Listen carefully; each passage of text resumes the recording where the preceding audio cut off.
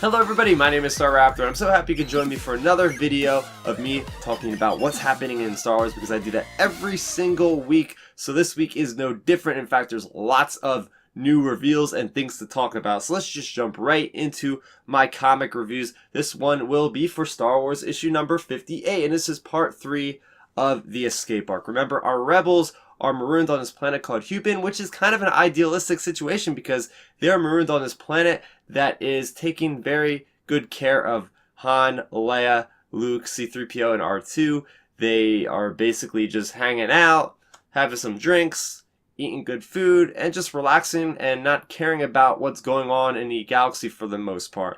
Well, things are getting a little bit crazy because Luke is with the leader of these people. His name is Thane Markona, and they are taking on a Thanrax, or actually a couple of Thanraxes, which are these cross between these bear, Wolverine type creatures. And we find out that this guy Markona has got this very interesting fighting style. He's got these plasma blades, but he also tells Luke to take out his lightsaber to try to defend it because he spotted that Luke had the lightsaber. So that was really interesting. We see Luke in combat with these things. Then they actually do take care of them. And what happens in the rest of the issue is we do find out that Luke is trying to construct a transmitter to get help, because remember, they don't have contact with the outside world, this planet. They have these traders that come every couple months to give them supplies. Other than that, they don't have any ships or anything like that. So Luke is, trying to construct this thing to get the rebels out of there. And, well, we do find out that he does successfully send a signal. And that's kind of what the issue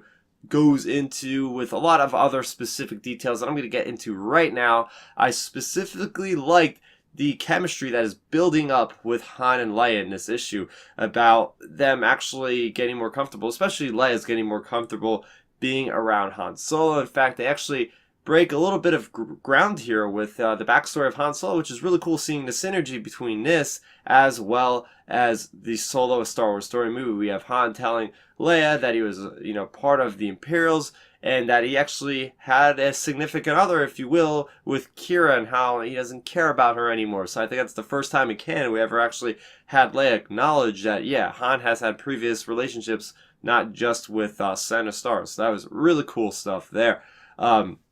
I did like seeing Luke Skywalker train with Markona, very similar to what he was training with Sergeant Creel in one of the previous volumes of Star Wars.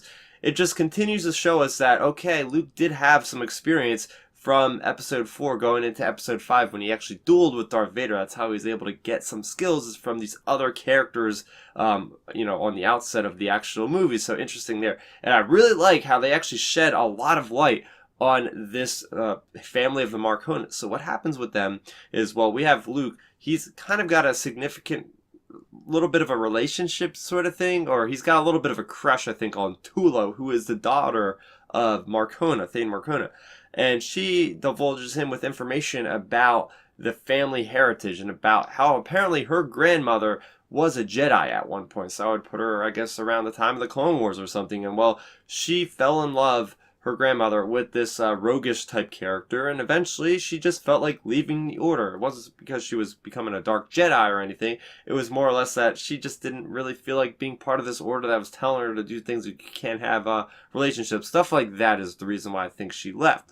Well, anyway, she gives birth to Thane Markona, and, well, once both of his parents die, that's when he decides to make a mercenary kind of group and go around, and that's when he meets the wife, and they have the kid. But anyway, what happens is Thane Markona's mother actually teaches Thane Markona the values of fighting with the styles of a Jedi. So that's how he's actually able to teach Luke, is using that same kind of information to translate over to a lightsaber fighting style. So I thought that was really cool and interesting. I thought these guys were going to maybe be revealed as some sort of Mandalorian clan because they're a fighting clan, but no, they are their own kind of mercenaries. So I do appreciate that they kind of started up with the story kind of goes into a more unique perspective of this character. I do like the moment when Luke really almost kind of dives into the dark side a little bit, if you will. He gets very agitated when he finds out that Leia doesn't really care about getting off of this planet too quickly and would rather wait months, because here's the trade-off. If Luke transmits the signal to get help, not only can the rebels see it, but apparently the Imperials can see it, so they could, maybe bring trouble to the planet. So that's why Leia's trying to play it cool. And, well, Luke acts out of rashness, kind of like how he does in The Empire Strikes Back. So it's very consistent with his character we see later on. We're going to see what happens there. Very interesting there. And the last thing that I really liked about this issue was Leia planning for this attack on Shu-Torun. Remember, that's the planet that the character that betrayed them came from. So she's definitely going to get vengeance. Are we going to see a big battle on Shu-Torun before The Empire Strikes Back takes place? There's a good possibility for that. So yeah, very interesting stuff in this issue. It really shed a light on a lot of different things that I really wanted to know about. So yeah, looking forward to issue number 59. Okay, moving on to a brand new comic book series that was released this week. It is Star Wars Age of the Republic, Qui-Gon Jinn, issue number 1. I also picked up this really cool variant cover.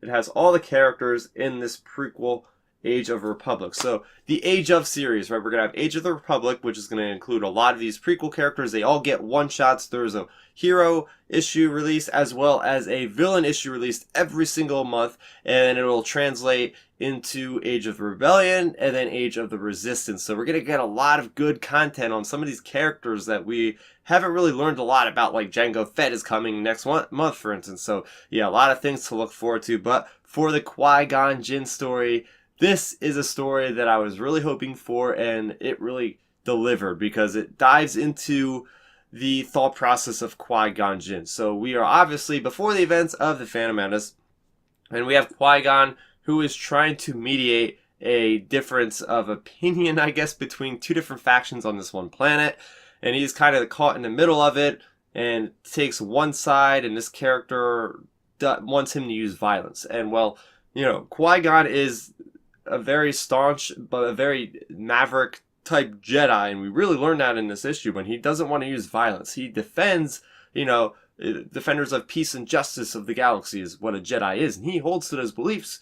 And it really gets into him and his beliefs about what he thinks of the Jedi are at this moment with Coruscant and the Senate, and how they're just weapons of the Senate. So he kind of called a lot of this stuff before it even came to a head in Attack of the Clones. So by the end of this issue, we find out that Qui-Gon goes on a Force journey, and he figures out that more the balance of the Force, and there's conversations with Yoda, which are very, very valuable points of dialogue in this story, which really were impactful. So things I specifically liked about this issue is, first off, just Qui-Gon Jinn exploring the Force. That's something I wanted to see more of, and we get to see that he has a ship, a special Delta 7 Starfighter that's blue, which is awesome. Maybe we'll get a Fantasy Flight model of that someday for X-Wing. That'd be pretty cool. I like how he used the Force to guide his ship, kind of like what Yoda did in the Clone Wars. I think it was what he did anyways. I do like seeing this vision of when he goes to this planet. He kind of gets into this throne, and it throws him into this kind of vision, and the artwork in that is phenomenal because there aren't any panels. It's just a limitless kind of flow from action to action as he's fighting off these red figures. So interesting stuff there. But yeah, this is basically, like I said, everything I wanted from a Qui-Gon Jinn story. It really goes into the mysticism of the Force. And well, next week we have Darth Maul, so I can't wait to see more about him. And last but not least, from IDW, we have Star Wars Adventures. This is the Destroyer Down issue number 2. This is, remember, from Loot Box a while ago. They released these just for those subscribers. Now we are getting them for everyone at our comic book shop, so it's much appreciated. In the story, we have Rey, who's tasked by Unkar Plutt on Jakku to discover this newly revealed Star Destroyer from the sands of Jakku, bring back valuables for salvage to get paid in portions, right? So it's not just her, though, because we have this character who I really like about Sarko Plank and his gang, who is also trying to get the stuff out of there. So we have Rey just setting off traps in this ship, which is, aka the ghost ship, and it's acting to these people like it's a ghost, even though it's really Rey doing all this stuff with this astromech droid who's like releasing doors, and stormtrooper helmets are piling onto these guys and everything. It's very interesting, but yeah, it's basically just running around with Rey. But not just with Rey, we get another story around this Y-Wing pilot of Bak Rychuk, who is going to follow this Star Destroyer through hyperspace. It then emerges into the Battle of Jakku. the Star Destroyer gets damaged and it starts to go down. Well, we have the Y-Wing getting tractor beamed inside the Star Destroyer, where we have Back Rychek, who is just a lone pilot on this Star Destroyer. What is he going to do? That's kind of how it leaves off. I do like, in general, about the story about Rey exploring a Star Destroyer. Going back to the previous story about how she's discovering like this back to room and different places with the stormtrooper helmets and whatnot. I did think it was far-fetched though about how the one point when the Sarcoplank and the gang fire and she's hiding behind the back of the tanks, the back that gets on her after she gets shot by a blaster, and her wound like almost heals instantly. So I thought that was just like way inaccurate. Like there's no way she can get healed instantly like that. It'll probably take a couple weeks. I'm not really sure how long it takes back to heal somebody, but that was a direct shot, so she shouldn't be able to function normally after that, I wouldn't think. And I like the idea about the other story with Back Rychek about how he's actually sneaking aboard as like almost like a rebel spy or a New Republic spy at this point, because New Republic is what's in order a year after Return of the Jedi, and he's sneaking around the ship. So that's going to be interesting. I believe we have one more issue of this to finish up. So speaking of comics, there was a brand new comic revealed just today, actually, earlier today, and it is called Star Wars Vader Dark Visions. So this is going to be a 5-issue miniseries, I believe, and it's going to go into some places that we've never seen with Darth Vader, some very dark places where he's going to be the ultimate villain, or in some cases, he might be the ultimate hope, which I feel is very interesting. So I'm looking forward to this. I'm not sure if this is what's going to replace the Chuck Wendig series, which is canceled, but this will be nonetheless out in March. Another thing that was revealed today is the release of Thrawn Treason. It's coming out this summer, and yes, it's the 3rd Thrawn book. This one's going to take place in Season 4 of Star Wars Rebels. If you guys are familiar with the series and the season, at one point Thrawn is called back to Coruscant to discuss the TIE Defender program that is under his wing versus Orson Krennic's Death Star program. So we're going to find out that at this point the TIE Defender program was decommissioned and it was given priority to work on the Death Star. So we're going to learn about Thrawn and his relationship with Orson Krennic probably, and we're also going to get this where the title comes into Treason. Thrawn is going to have to make a decision because Eli Vantu, his protege from the first book, is going to come back and alert Thrawn to say that the Chiss Ascendancy, his people, is under attack by something. And, well, he's going to have to make a decision if he's going to stay loyal to the Empire or go off to fight with his people against whatever this threat may be or help whatever they need help with. So, yeah, it's going to deal a lot with the Emperor, and will it go into post-Star Wars Rebels content? Not sure, but all I know, I'm really excited that we can finally almost admit that we have a Thrawn canon trilogy. So, really cool stuff there, really exciting.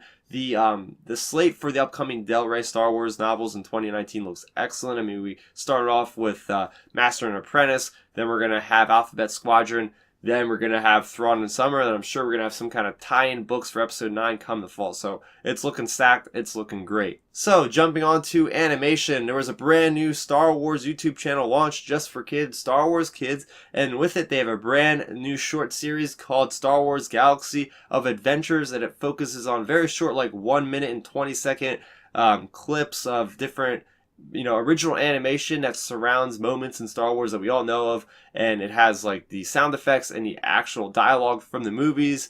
So yeah, they released 6 of those already. My favorite so far has been the one from Rogue One, and it was just Vader just in a hallway scene from an animation standpoint, just slaughtering fleet troopers, and it was glorious. I really enjoyed it. I could have just used an entire series of Vader going around in animation form and killing Jedi and Rebels.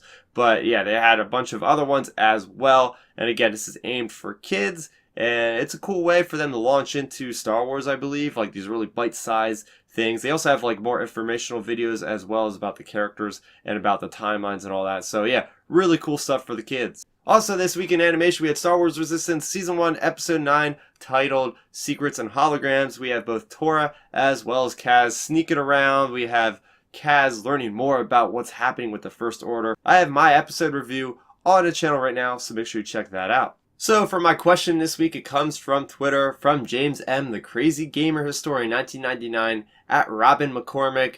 He asked me, Starrapter, question. Which of these Star Wars films do you like the most? 2005's Revenge of the Sith or versus 2015's The Force Awakens? That's kind of a hard question, but I'm going to have to say The Force Awakens for a number of reasons. Well, first off, I have much greater memory of seeing The Force Awakens on opening night after watching a Star Wars marathon of every other film before that for like an 18-hour period. So yeah, just the actual experience of watching it for the first time was spectacular, being in a room full of superfans. So right off the bat, that kind of boosts things up for me, just the first time I viewed it.